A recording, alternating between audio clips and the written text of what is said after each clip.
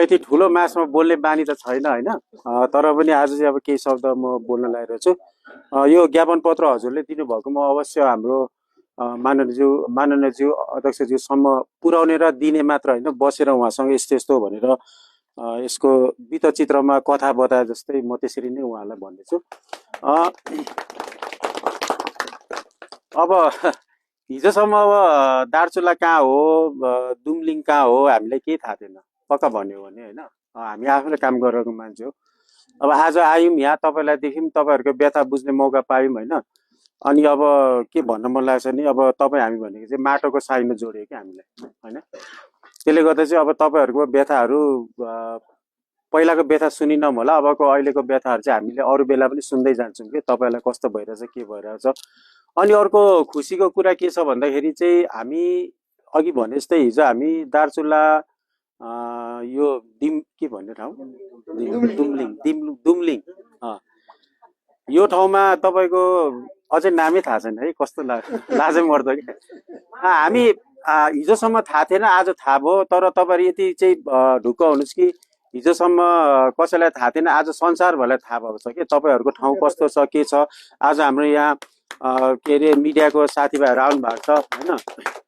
उहाँले हरेक पाइला पाइलामा हामीले पनि उहाँलाई रिक्वेस्ट गरेको छ, पाइला पाइलामा देखाउनुहोस्। हामी यहाँ आउँदाखेरि तपाईँको यहाँ एउटा के अरे बाटोमा बिचमा ढुङ्गा लडेर बाटै छेकिएको छ, त्यो धरी देखाएर चाहिँ देखाउनुहोस् सबैलाई होइन। तपाईँहरूको गाउँघरको कथाहरू देखाउनुहोस् भनेर उहाँलाई सबैलाई रिक्वेस्ट गरेको छु। र अहिलेको लागि हामी एउटा टेक्निकल टिम भएर चाहिँ तपाईँहरूको यो जुन तुइनको समस्या छ त्यो तुइनको समस्या हामी हेर्न आएको छौँ।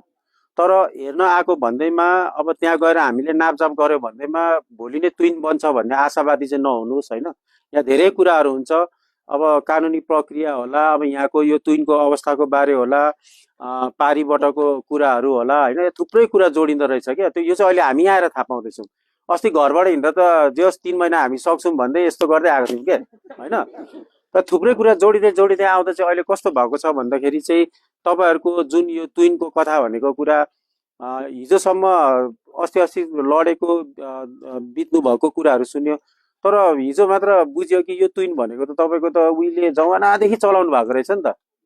तपाईँले जमानादेखि चलाउँदा यसको योसँग तपाईँहरूको धेरै के अरे कथा व्यथाहरू गाँसिएको छ। हामी भनेको बाहिरबाट आएर चाहिँ हेरेर चाहिँ तपाईँहरू यस्तो रहेछ भन्ने कुरा हुन्छ। तर पनि म चाहिँ यति भन्न चाहन्छु कि अहिले नै तपाईँहरू आशावादी नहुनुहोस् होइन। अहिले हामीले आएर हामीले यो हजुरहरूले भनेको कुरा हामी अवश्य राख्नेछौँ र यो कुरा अवश्य बढ्छ होला, हामी त्यसमा एकदमै विश्वास पनि गर्दैछौँ। र अर्को कुरा चाहिँ के भन्दाखेरि अहिले संसारभरि तपाईँहरूलाई चिनिरहेको छ संसारमा।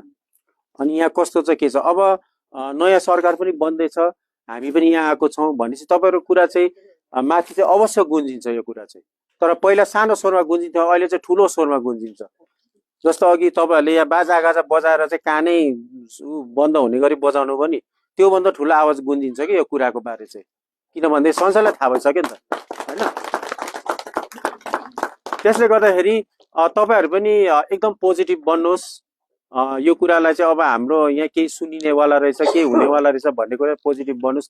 तर एकैचोटि ल यहाँ चाहिँ अब अर्को महिना पुल बन्छ, श्रमदाताहरू आउँदैछ भन्ने कुरामा चाहिँ एकैचोटि विश्वास पनि नगरिहाल्नुहोस्, किनभने यो कुराको प्रक्रिया धेरै लामो हुन्छ, धेरै बुझ्नुपर्ने हुन्छ। अर्को कुरा आयो बाटोको कुरा।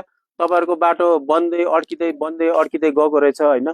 तर अहिले यो बाटो राम्रो बन्यो भने त तपाईँहरूलाई त धेरै राम्रो हुन्छ भन्ने कुरा हामीले एकदमै अड्कल गरिसक्यौँ होइन। जस्तो अब हामीलाई यहाँ अहिले आउँदाखेरि बिहान चिया मात्र खाएर हिँडेको होइन, बिचमा गाडी भत्केको, यस्तो साह्रो पर्यो आउँदै गर्दा। हुन त अलिअलि एक्सर्साइज गरिन्छ, हिँडिन्छ, यति साह्रो पर्यो।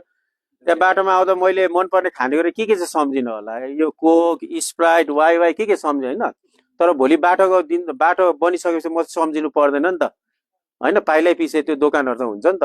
त्यसले गर्दाखेरि आशा छ तपाईँहरूको यो व्यथा, यो तपाईँले भोग्नु परेको कुराहरू चाहिँ बिस्तारै सबै कुरा चाहिँ क्लियर हुँदै जाओस्, राम्रो हुँदै जाओस्। अनि हामी पनि यो कुरालाई एकदमै सपोर्ट गर्छौँ। आज गएर हामी ल दार्चुला गएको थियौँ, पुल यस्तो यस्तो रहेछ भन्ने कुरामा हामी टुङ्गिँदैनौँ। हामी यो कुरालाई अझै पुस गर्छौँ, यो कुरालाई अझै अगाडि बढाउँछौँ। र तपाईँहरूको कुरालाई चाहिँ तपाईँहरूले पनि बेला बेलामा तपाईँहरूको जस्तो तुइनको सेयर गरे जस्तै तपाईँहरूको बाटोमा कहाँ गाह्रो परेछ त्यो कुराहरू तपाईँले आफ्नो सोसियल मिडियामा पनि सेयर गर्नुहोस्। अहिलेको जमानामा कस्तो छ भने अहिले त होइन तपाईँको आज भोलि तपाईँहरूले यो तपाईँहरू काहीँ दार्चुलाको केही कुरा दार्चुला लेखेर सेयर गर्नुहोस् त तपाईँहरूको पनि कति धेरैले हेरिदिन्छ होइन त्यसले गर्दा तपाईँहरूको यहाँ कथा सानो जस्तो यो अहिले यहाँ बाटोमा आउँदा हामीले सोधेको 1,50,000 कि 2,00,000मा बनेको अरे यो भनेको धेरै राम्रो काम हो के है हामी जस्तोले देख्दाखेरि चाहिँ त्यसले गर्दाखेरि तपाईँहरूकोमा भयो भने हुँदो रहेछ भन्ने कुरा मैले देखेँ त्यसले गर्दा तपाईँहरूले पनि आफ्नो कथा व्यथा चाहिँ फेसबुक मार्फत चाहिँ सेयर गरिराख्नुहोस् हामी त्यो सुन्छौँ हामी देख्छौँ हाम्रो माननीय ज्यू अध्यक्षज्यूले पनि त्यो देखेर नै तपाईँहरूलाई सम्झिनु भएको हो त्यही सम्झेर हामी आज आएको हो आज आएर मैले यहाँ तपाईँलाई कुराहरू भने अनि यो कुराहरूमा तपाईँले चाहिँ एउटा पोजिटिभ भएर बसिदिनुहोस् होइन हामी पनि एकदम पोजिटिभ भएर काम गर्छौँ र आउने दिनमा चाहिँ सबैको एकदमै राम्रो होस् भलो होस् र यो ठाउँलाई चाहिँ संसारले अझै धेरै चिनोस् म त्यति भन्न चाहन्छु है धन्यवाद